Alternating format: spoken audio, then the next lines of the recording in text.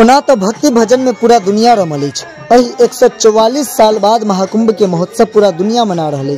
एही क्रम में आदि शक्ति अंकुरित भगवती के दरबार सिद्धपीठ शंभुआर में महामंत्र काली दुर्गे राधे श्याम गौरी शंकर सीताराम के नाम धुन से भक्तिपूर्ण परिवेश देखबाक और सुनबाक ई परिदृश्य अद्भुत लग रहा है।